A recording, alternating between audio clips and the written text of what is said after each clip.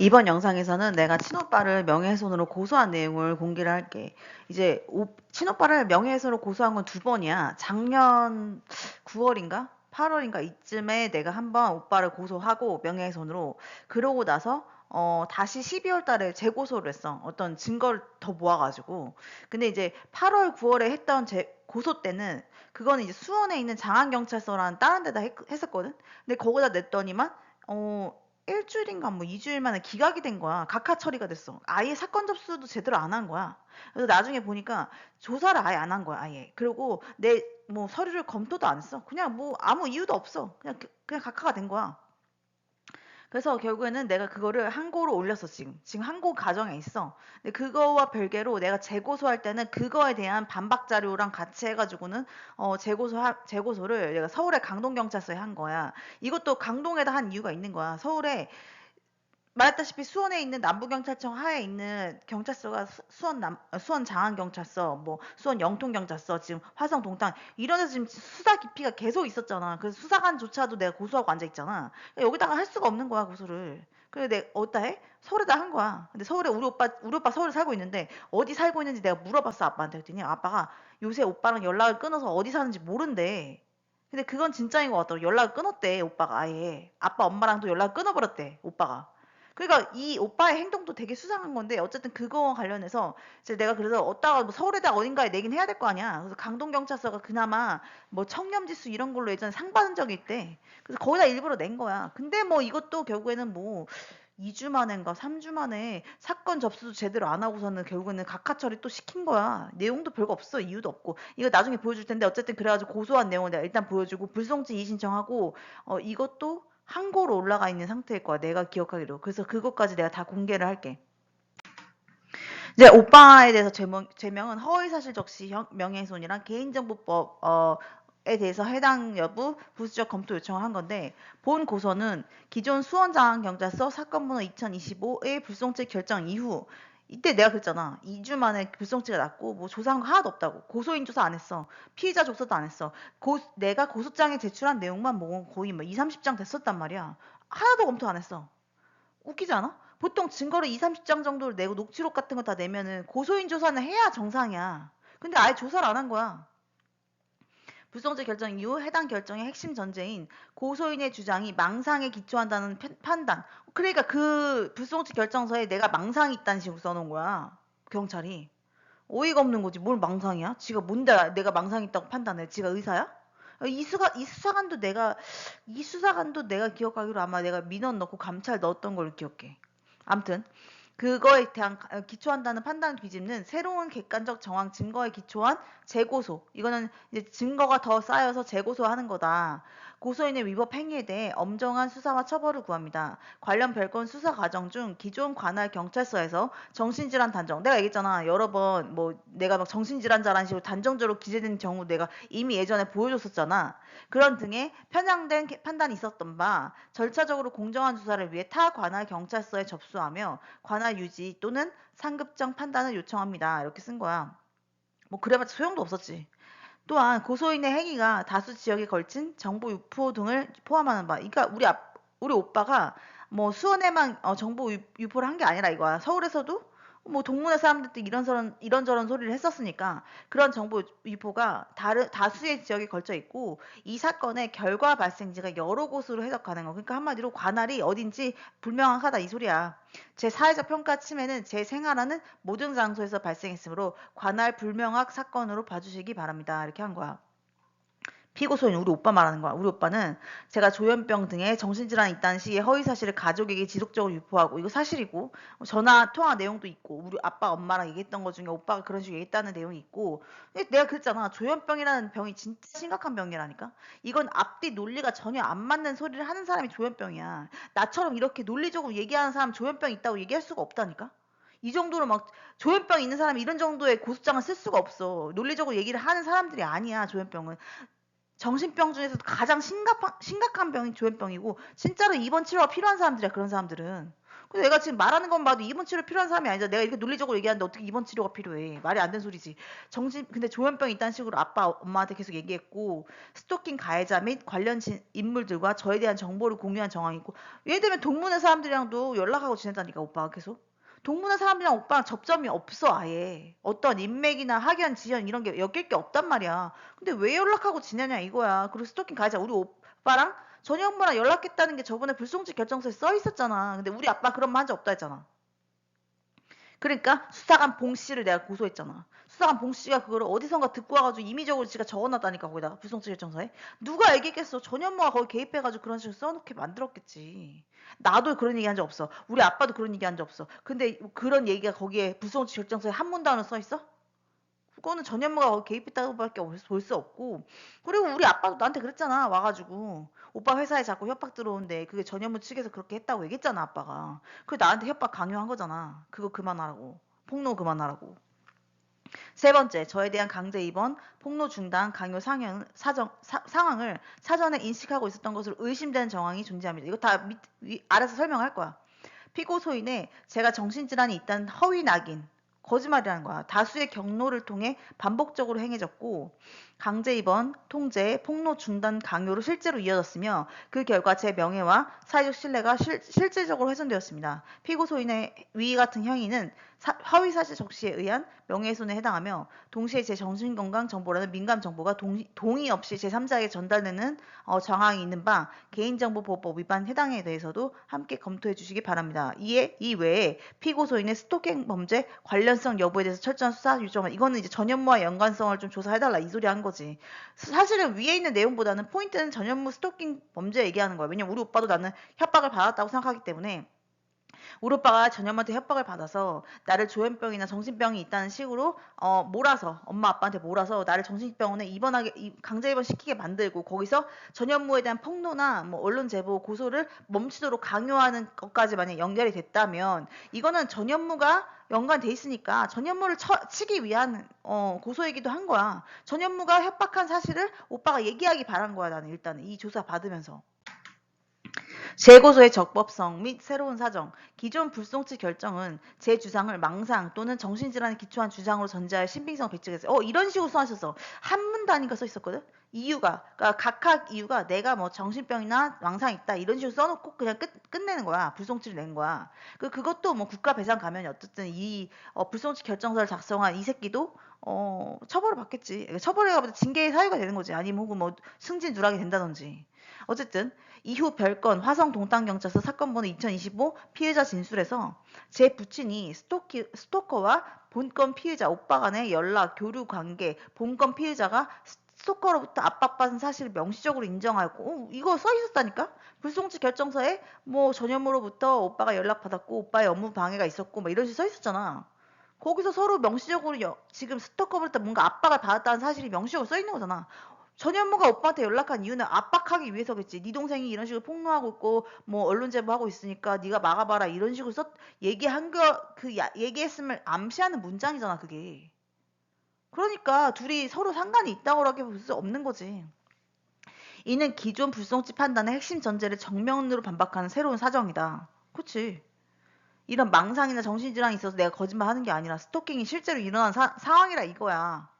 제 부친은 2024년 9월부터 10월경 저를 직접 대면하여 스토커로부터 친오빠가 협박을 당했다는 취지의 발언 수차례 하였으며 제가 이를 재차 확인하기 위해 발송한 문자에 대해서 부친과 본건 피해자 우리 오빠는 부인하지 않고 무응답으로 일관했다는 거야. 아니면 아니라고 하겠지. 내가 계속 물어봤다니까 협박 당한 거 맞냐? 누가 그랬냐? SM이 그랬냐? 전현무가 그랬냐? 이렇게 물었더니 둘 다 대답을 안 해. 읽었는데 대답을 안 해. 최근 별건 불송치 결정서에 부친 피의자 진술 내용에서 스토커와 본건 피의자의 관계성이 입증된 바, 뭐 전현무가 우리 오빠한테 연락했다 이 소리가 써 있었잖아. 불송치 결정서에 봉 씨가 작성한. 위 정황들은 제 주장이 단순한 주관적 인식이나 망상이 아니라 실제 인물 간 접촉과 이해관계에 기초한 것임을 뒷받침합니다. 이해관계가 있었다는 거 한마디로. 어떤 범죄가 발생하는 두 가지 이유가 있는 거야. 이해관계거나 보복성이야. 전현무가 나한테 그렇게 이런 식으로 행동하는 거는 내가 보기에는 보복인 거야. 자기의 클레이 탐슨 글들을 내가 발견했고 그게 전현무라는 사실을 알게 됐어. 그리고선 전현무한테 그 얘기를 했어. 너가 이걸 쓰고 앉아있지? 이렇게 얘기했잖아 DM으로다가. 그게 직접적인 보복을 행하기 위한 어떤 동기가 되는 거야. 거기다 이상한 걸 진짜 많이 써놨잖아. 음란성 게시물 그거 써놓은 거 내가 저번에 다른 영상에서 다 오픈했잖아. 자기가 막 엘리트 이미지 막 고수하면서 TV 나올 때 막 자기 똑똑한 척 막 했어. 막 인터넷에서 이상한 걸 엄청 올려놨어. 예전에 장동건 이런 사람들도 그냥 자기네들끼리 사적으로 보냈던 문자들 오픈됨으로써 완전 이미지 개박살 났었잖아. 전혀 뭐 저런 글 막 고추 얘기 막 써놓고 막 무슨 성기 남자 성기가 뭐 어떻고 막 여자 가슴이 어떻고 이런 거 막 수백 개씩 올려놨어. 막 성매매 성범죄 이런 얘기 막 올려놓고 그거 뭐 대중이 알게 되면 진짜 완전 개박살 나는 거잖아 이미지. 그럼 어떡해? 내 입막음 하려고 나한테 일단 괴롭히는 거지 나를. 알게 됐어? 그럼 널 괴롭혀야겠어. 이런 느낌이었잖아. 그 우리 오빠 같은 경우는 어때? 자기 회사 그걸로 인해서 협박을 당했어. 그럼 나랑 이해관계가 상충한 거야. 나는 스토커를 잡아 쳐넣는 게 내 이해관계, 뭐 이익이고, 우리 오빠는 자기 회사에 협박을 당하지 않는 게 이익인 거야. 그럼 어떻게 돼? 나랑 오빠랑 상충되는 이해관계를 가지고 있다는 거야. 그래서 오빠가 그런 식으로 소문을 퍼뜨린 거라는 거야. 내가 정신질환자라는 식으로. 아빠가 그렇게 함으로써 나를 맞게 하려고, 저지하게 하려고 강제 입원시키게, 그렇게 연결고리가 된다 이거야. 따라서 본고소는 동일한 사건 관계에 대한 반복 고소가 아니라 기존 수사 판단의 전제를 붕괴시키는 새로운 증거에 기초한 적법한 재고소임을 명확히 밝힙니다. 고소 사실. 피고소인의 허위사실 유포, 정신질환 단정. 우리 오빠가 나에 대해서 이런 식으로 허위사실 유포했다는 거야. 피고소인은 2024년 6월경부터 10월경까지 가족, 지인 등 제3자에게 제가 조현병, 우울증 등 중대한 정신질환을 앓고 있다는 취지의 허위사실 유포했습니다. 이거는 뭐 녹취로도 이게 나와 있어. 전화 내용이나 이런 게 녹음돼 있는 게 있어. 피고소인 우리 오빠는 저와 평소 개인적인 연락이나 왕래가 거의 없는 관계로서 내가 저번 다른 영상에서 얘기했잖아. 우리 오빠랑 나랑은 거의 중요한 일 있을 때 두세 번 빼고는 1년에 한두 번, 아니, 그러니까 두세 번 정도밖에 연락 안 해. 거의 문자나 뭐 전화를 하질 않아. 진짜 중요한 일일 때만 연락해. 그 외에는 사담을 하는 사이가 아닌 거야, 거의. 제 현재 정신 상태, 정신질환 진단 여부, 치료 필요성에 대해 알 수 있는 객관적 지위 있지 않습니다. 연락하고 지내지 않는데 내가 정신병인지 어떻게 알아? 그럼에도 불구하고 피고소인은 부친에게 제가 정신질환이 있으면 치료를 받아야 한다. 조현병이 있는 것 같다는 취지의 발언을 지속적 반복적으로 전달한 것으로 저는 전해 들었습니다. 이거는 고의 혹은 미필적 고의라는 거야. 일부러 그랬다는 거야. 의도적으로 어떤 허위 사실을 유포했다는 거야. 그리고 참고 자료에 이제 녹취록을 넣어 놓은 거고 그런 식으로 아빠가 얘기한 거. 우리 오빠가 나를 치료받으라고 했다는 식의 발언하고 뭐 조현병 얘기하는 그런 내용의 대화 내용을 내가 여기다 넣어 놓은 거야. 저는 입원을 필요로 하는 정신질환, 조현병 포함 진단을 정신과 전문의로부터 받은 사실이 전혀 없으며 법원 수사기관은 어느 곳에서도 정신질환자로 판단된 사실이 없습니다. 위 내용은 단순한 의견 표명이나 우려 전달의 범주를 넘어 의학적 사실로 단정한 허위 사실을 제3자, 우리 아빠한테 유포한 것도 제3자인 거야. 유포한 행위에 해당하므로 지속적인 전파 가능성이 있고 제4회적 평가를 현저히 저하시킬 목적 혹은 또는 인식하에 이루어진 것으로 명예훼손의 고의가 명백합니다. 일부러 그랬다는 거지. 누가 시켜서? 전현무가 시켰겠지. 부수적으로 저를 장기간 스토킹해온 가해자와 피고소인의 연락, 정보 공유 정황. 이거는 뭐 그 불송치 결정서에 나왔던 내용이고 그 하에 저를 정신질환자로 허위 낙인 찍고 스토킹 범행을 용이하게 하며 제 피해자로서의 법적 문제 제기 및 폭로 행위를 무력화하기 위한 환경을 조성하려는 목적이 있었을 가능성. 그치? 얘는 내가 정신질환자라는 식으로 소문을 퍼뜨려 일단 전현무가. 우리 오빠한테 그런 식으로 압박해가지고 날 정신병원에 집어넣어. 그러면 내가 실제로 입원했다가 나오잖아? 그럼 사람들한테 얘기하기 얼마나 좋아. 아, 그 여자의 그 피해자가 아니라 그 여자 그 나에 대해서 막 허위사실 유포하고 다니는 내가 스토커라고 얘기하고 다니는 그 여자가 알고 보니 정신병원에 입원했던 여자더라. 이렇게 전현무가 얘기하고 다니시잖아, 주변에. 혹은 수사기관에서도 그런 식으로 날 볼 수 있잖아. 얘는 정신질환이 있었던 애라고. 그러면 내가 뭔가 수사기관에 문제 제기할 때 내 신빙성이 떨어지겠지. 전현무는 역시 연예인들한테 처음에 내가 정신질환자라고 소문내고 다녔다니까. 그거 어떻게 해? 얼마나 쉬워. 아, 이 여자애 알고 보니까 부모가 정신병원에 입원시켰던 정황이 있더라. 그래서 내가 봐주고 있는 거다. 이런 식으로 전혀 개소리를 짓거리고 다닐 수 있잖아, 사람들한테. 그럼 내가 이상한 사람 되는 거야. 또한 피고소인은 별건, 화성 동탄경찰서 사건번 2025 고소 후 항고 중인 제 부친의 강요 협박 범행이 실형되는데 방조적 역할을 했을 가능성이 높습니다. 우리 아빠가 강요나 협박을 하도록 방조했을 거라는 거야. 일부러. 자기의 회사에 계속 협박 들어오는 거에 대해서 아빠를 통해서 나를 막아. 그런 과정에서 아빠가 강요랑 협박을 할 때 일부러 그거를 약간 동조했을 수 있다는 소린 거야, 한마디로. 납치 강요 실행 시점에 나타난 피고 소인의 사전 인식 정황. 우리 오빠가 이미 납치 감금을 알고 있었다 이 소리야. 저는 부친에 의해 납치, 강제로 이동되어 정신병원에 감금되던 당시 이동 중 차량 안에서 피고 소인이 부친에게 반복적으로 전화를 걸어오고 있다는 사실을 인지하였습니다. 이거는 납치 감금의 불송치 결정서에도 적혀 있어. 오빠가 실제로 전화했다는 내용이. 위 통화들은 제가 정신병원에 강제 입원되기 직전 시점에 집중적으로 이루어진 것으로 단순한 안부 확인이나 우연적인 연락으로 보기 어려운 정황입니다. 그치? 그 차 안에서 오빠가 받지도 않은 전화를 계속 아빠한테 할 이유가 뭐야? 평일 낮에 오후 3, 4시쯤에. 자기도 일해야 될 시간이잖아. 근데 그 시간에 왜 뭐가 그렇게 중요해서 아빠한테 5분 동안 전화를 울리고 있냐는 거야. 전화를 아빠가 받지도 않는데. 피고소인은 이전부터 저에게 정신질환이 있으며 치료가 필요하다는 취지의 말을 부친에게 지속적으로 전달해온 인물로서 위와 같은 반복적인 연락은 제가 그 시간에 정신병원에 납치 감금된 것이라는 사실을 사전에 인식하고 있었거나 적어도 그런 조치가 실행되고 있음을 알고 있었을 가능성을 강하게 시사합니다. 그치? 이후 제가 정신병원에 강제로 입원되었고 신체의 자유가 박탈되었으며 외부와 연락이 차단되었다는 점을 비추어 볼 때 피고소인이 당시 저에게 중대한 신체 자유 침해가 발생할 상을 사전에 인식하고 있었는지 여부에 대해 통신기록 확인을 통한 수사가 반드시 필요하다고 판단합니다. 그러니까 집중적으로 오빠랑 아빠가 그때 당시에 연락을 했는지 그거를 확인해 보라는 거야. 그랬다면은 사설업체를 고용함에 있어서도 오빠가 혹시 관여했는지 그 여부를 조사해야 된다 이거야 내 말은. 부친의 별건 피의자 진술을 통해 확인된 피고소인의 개입 정황.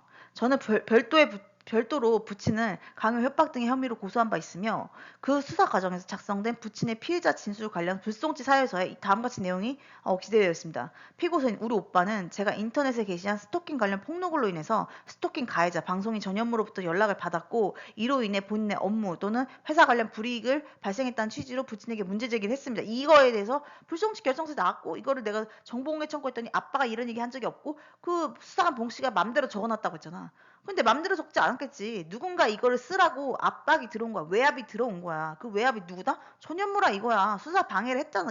수사 방해가 계속 이루어지고 있잖아. 지금 수사 기피가 이루어지고 있는 상황에서 그런 생뚱맞은 소리가 들어가 있었다니까. 아빠가 하지도 않고 내가 하지도 않은 말이 들어가 있어. 우리 오빠가 스토킹 가해자로서 연락을 받고 뭐 업무 방해가 발생했다? 그거는 스토킹 가해자가 협박을 했기 때문에 업무 방해가 발생했겠지. 우리 오빠 회사에. 무슨 말인지 알겠지? 전현무가 우리 오빠 회사에 얘기를 함으로써 업무 방해 발생한 이유는 뭐라고? 전현무가 협박을 했거나 오빠한테 어떤 방식으로 압력을 행사한 거지. 그럼 전현무도 조사하고 오빠도 조사해야 되는 거야. 피고소인 우리 오빠가 제 폭로 활동과 직접적인 이해관계를 갖고 있으면 그치 나랑은 상충되는 이해관계를 가지고 있잖아. 내 행위로 인해서 불이익을 인식하고 있었음을 보여준 정황이다. 오빠는 나 때문에 이 불이익을 당하고 있지만 나는 전현무 때문에 불이익을 당하고 있는 거야. 피해를 나는 당하고 있으니까 나는 이걸 폭로해야 되고 우리 오빠는 그로 인해서 회사에 압박이 들어오니까 나랑 상충되는 이해관계가 있다 이 소리야. 나아가 제 폭로 내용이 스토킹 가해자로부터 피고소인에게 전달되는 구조 안에 있었음을 강하게 시사하며 둘이 전화하고 지내는 사이야 이거잖아. 피고소인이 우리 오빠가 제 스토킹 피해에 대한 공개적인 문제 제기를 중단시키기 위한 압박 명분을 부친에게 제공했음을 보여줍니다. 그렇잖아. 오빠가 자기가 업무방해 있다고 아빠한테 얘기했다는 거잖아. 아빠는 그래서 나를 납치감금했다는 거잖아. 그러면 뭐야? 문제 제기를 오빠가 중단시키고 싶어서 아빠한테 얘기한 게 되니까 명분을 제공했다 이거야. 그러니까 오빠는 납치감금이랑 상관이 있는 사람이야. 이거야 내 말은. 폭로 중단 강요 과정과 피고소인의 무시적 태도. 위와 같은 피고소인의 주장을 근거로 부친은 2024년 6월경과 7월경 통화 및 문자로 그리고 이후 9월경과 10월경에는 저와 직접 대면하여 네가 올린 폭로글 때문에 친오빠 회사에 협박과 계약 파기가 끊이지 않는다. 폭로와 고소를 멈추지 않은 더 큰 문제가 생긴다는 취지로 저에게 폭로 중단을 수차례 강요한 사실입니다. 이거는 문자로도 엄청 많이 남아있고 전화 통화도 있고 막 엄청 많아 이런 증거는.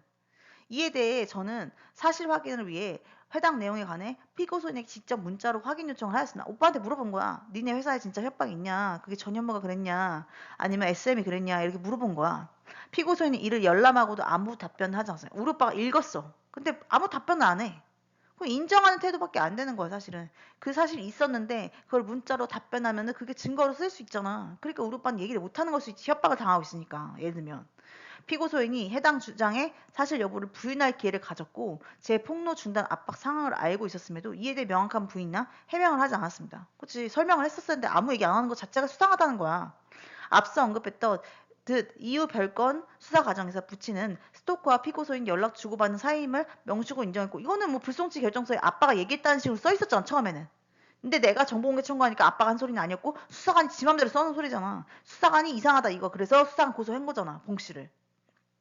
어쨌든 이 고소장 쓸 때는 둘이 연락 주고받는 사이라고 내가 감안하고 쓴 거야, 이거를. 이는 제 주장이 단순한 그 주관적 인식이나 망상이 있지만 허위 주장이 아니라 실제 인물 간 접촉이나 이해관계가 존재했음을 보여준 정황입니다. 전현무는 오빠랑 연락을 했고 우리 오빠는 전현무한테 협박당해서 회사에 뭔가 계약하기나 협박이 있었어가지고는 그것 때문에 나를 압박할 필요가 있었다는 거야. 5번. 스토커 관련 정보 공유 정황, 동문의 인물들 간의 접점. 저는 스토킹 가해자가 저를 전 연인 혹은 썸 관계였던 사람인 것처럼 가장에 접근하여 허위 사실을 유포하고 있다는 사실을 동문의 임직원들로부터 2024년 3월에 처음 전달받았습니다. 그때 내가 얘기했잖아. 내가 다른 영상에서도 공개했잖아. 동문의 임직원들이 나한테 얘기해줬다니까. 전현무가 너랑 무슨 사이냐? 전현무가 너랑 사귀었던 사이냐? 그래서 더 젊은 남자를 소개시켜주겠다. 그리고 전현무가 뭐 나에 대해서 뭐 스폰이 필요하다는 둥, 뭐 성형을 했다는 둥, 뭐 이런 이상한 소문 퍼뜨리고 다녔다고 했잖아. 저 동문에다가. 그래 저는 부친을 통해 피고소인이 위 동문의 임직원들과 서로 연락을 주고받고 있으며 저에 대한 정보를 공유하고 있다는 취지의 말을 여러 차례 전달받았습니다. 피고소인과 해당 동문회 임원들은 우리 오빠랑 그 동문회 임원들은 학연, 지연, 직연 등 어떠한 직접적인 개인적 사회적 접점이 없는 관계임에도 불구하고 공통적으로 저에 대한 정보가 오간 정황이 존재하는 바 이는 단순한 우연으로 보기 어렵습니다. 왜 연락하고 지냈냐는 거야. 이 연락하고 지낸다는 말을 아빠한테 전달받았잖아 내가. 2024년 6월에 아빠가 나한테 얘기해줬어. 이 임직원들이랑 오빠가 연락하고 지낸대. 그것도 녹음 내용으로 남아있어. 녹음 파일이 있어. 그래서 내가 왜 연락하고 지내냐 이거야. 누가 여기 이 사람들 연결시켰냐 이거야. 천연무가 시켰겠지. 공통적으로 저에 대한 정보가 오간 정황이 있는 바 이는 단순한 우연으로 보기 어렵습니다. 이는 피고소인이 제 개인정보 및 과거사에 해당하는 내용을 제3자 집단과 공유하고 있어서 가능성을 강하게 시사하면 내가 얘기했잖아. 막 내가 학폭에 연루했다는 이상한 헛소문이 돌았다니까. 그 얘기는 오빠가 했을 수밖에 없다니까. 우리 오빠는 내가 학폭당했다고 어떤 시점에 생각했는지 나한테 그걸 물어봤다니까. 오빠가 가서 때려줄까 막 이랬다니까 학교에 가서. 내가 막 웃었다고 그랬잖아. 뭐 개소리나 하나 이렇게 생각했다니까. 나는 뭐 학폭 당한 적이 없는데. 특히 해당 동문회 임원들이 스토킹 가해자의 접근 사실을 알고 있었던 집단이라는 점에서 스토킹 가해자와의 정보 연결 고리를 의심하게 하는 중대한 정황입니다. 그러니까 서로 연결이 돼 있는 것 자체가 웃기다는 거야. 그러니까 전현무가 중간에 있고 동문회 임원들이랑 오빠를 전현무가 연결시킨 거라 이거야. 사후 부친의 책임 독박 발언 및 피고소인의 회피 정황. 저는 정신병원 퇴원 이후 부친을 상대로 한 납치 감금 고소 문제로 부친과 직접 만나 대화하던 중 부친으로부터 이 일은 내가 모든 걸 안고 가겠다는 발언을 들었습니다. 우리 아빠가 이렇게 얘기했다니까. 위 발언은 단순한 사과나 감정적인 표현을 넘어 저에 대한 납치 감금 강요 행위 전반에 대해서 부친 혼자 책임을 지겠다는 의미로 해석될 여지가 큰 표현입니다. 해당 발언의 의미를 정확히 하기 위해 이후 문자로 메시지로 다시 확인하였으나 부친은 이에 대한 답변을 회피하였습니다. 물어봤더니 답을 안 해. 아, 왜 아빠가 안고 가겠다고 얘기하냐 이런 식으로 물어봤어. 오빠가 얼마나 연루됐냐 이런 식으로 물어봤더니만 답을 안 해. 이 발언과 회피 태도는 납치, 감금, 강요, 협박 등 일련의 사태가 부친 단독의 판단이었는지 또는 오빠가 인식이나 개입이 있었는지 여부를 수사를 통해 확인할 필요성 강하게 시사합니다. 납치, 감금 관련 별건 고소에서 부친은 이미 피해자 신분으로 수사받는 상황이었고 저는 피고소인 오빠 역시 납치 감금의 교사범으로 고소해놓은 상황이었습니다. 위와 같은 발언 이후 부친이 책임 범위를 명확히 하지 않은 채 회피만 한 점을 고려할 때 이는 부친 단독 행위가 아닌 피고소인의 관여 또는 개입 가능성을 전제로 한 발언이었을 여지가 배제하기 어렵습니다. 한마디로 오빠가 분명히 개입을 했는데 아빠가 그냥 안고 가면서 자기가 안고 가겠다고 하면서 자기가 덮어버린 느낌인 거야. 7번. 부친 납치 감금 고소 이후 피고소인의 연락 단절. 이게 진짜 웃긴 거야. 우리 오빠가 엄마 아빠랑 연락 끊어버렸대. 이후에. 저는 2025년 중순 이게 그때 이후야. 내가 그랬잖아. 오빠가 내가 납치 감금 사건을 불송치 이의신청하던 때쯤에 오빠가 그 자기 카톡 프로필에다가 뭐 빙산의 일각 이런 식으로 써놨다고 했었잖아. 그러고 나서는 그러고 있다 얼마 후에 아빠랑 연락을 끊었다는 거야 아예. 뭐겠어. 전현무가 압박이 어떤 식으로 들어올 수 있지. 오빠가 그런 식으로 막 카톡에도 써놨어. 그럼 전현무도 그거 봤을 거 아니야. 내 핸드폰 해킹한 상태니까. 그럼 전현무는 그거 보면서 오빠한테 얘기했지. 너가 이런 식으로 하면 뭐 더 뭐 네 회사에 피해 준다는 식으로 한다든지 아니 뭐 날 죽이겠다고 한다든지 뭐 어떤 방식으로든 협박을 또 했을 수 있다는 거야. 그러면 어떻게? 오빠는 결국 엄마 아빠랑 연락 끊기로 전현무랑 약속을 했을 수 있는 거야. 협박이나 뭐 이런 걸 당해서. 왜냐면 오빠가 아빠한테나 뭐 뭔가 얘기하다가 진짜 내가 스토킹 당하고 있는 사실이 완전히 드러나게 될 수 있는 거잖아. 불송치 이의신청하고 막 항고 올리면서. 그러니까 오빠한테 전현무가 연락을 끊도록 압박하면서 돈을 주거나 했을 수도 있다고 난 생각하는 거야, 이때쯤에. 그래서 연락을 아예 끊어버린 거라고 생각하는 거야. 우리 오빠가 막 엄마 아빠랑 사이가 엄청 나빠가지고 그럴 정도의 성격은 아니었어. 그럴 정도의 관계도 아니야. 우리 엄마 아빠랑 우리 가족이 그냥 전체적으로 성격이 원래가 연락을 서로 자주 하는 스타일이 아닌 거야. 엄청. 그냥 원래 말을 많이 안 해, 서로 간에. 엄청. 근데 막 그게 사이가 나빠서의 문제도 아닌 거야. 그냥 그런 분위기인가, 우리 집안 분위기가 그래. 그러니까 막 엄청 사이가 나쁜 사이가 아닌데, 오빠가 굳이 엄마 아빠랑 연락 끊을 정도로 엄마 아빠랑 싸울 일도 없었고, 오빠가 갑자기 연락 끊은 것도 되게 수상하다는 거야, 내가 보기에는. 이럴 일이 아니라는 거야. 그럼 내가 보기에는 돈을 전현무가 찔러주면서 협박과 회유를 동시에 하면서 오빠를 압박할 수 있다는 거야. 나한테도 그런 식으로 떴잖아, 내 인스타 릴즈에. 나한테도 막 릴즈에 이렇게 떴잖아. 막 나를 막 영상을 유포할 거란 식으로 압박하고 협박함과 동시에 나한테 돈이랑 막 금덩이 뭐 돈다발 이런 것도 같이 띄었다니까, 사진. 회유랑 협박을 동시에 한 거야, 나한테도. 나한테 안 먹힌 거지. 오빠한테도 똑같이 했을 수 있다는 거야, 나는. 오빠를 협박함과 동시에 회유하면서 돈을 찔러주면서 연락 끊어라, 엄마 아빠랑. 이렇게 했을 수 있다고 생각하는 거야, 나는. 2025년 중순 납치 감금 사건 항고 즈음 이후에 현재까지 피고 소인이 부친과 모차는 연락을 끊었다는 말을 부친과 모친 통해 수차례 들었어. 여러 번 얘기한 거야, 엄마 아빠가. 네 오빠는 저래놓고선 연락도 끊어버렸다 이러는 거야, 아빠가 나한테.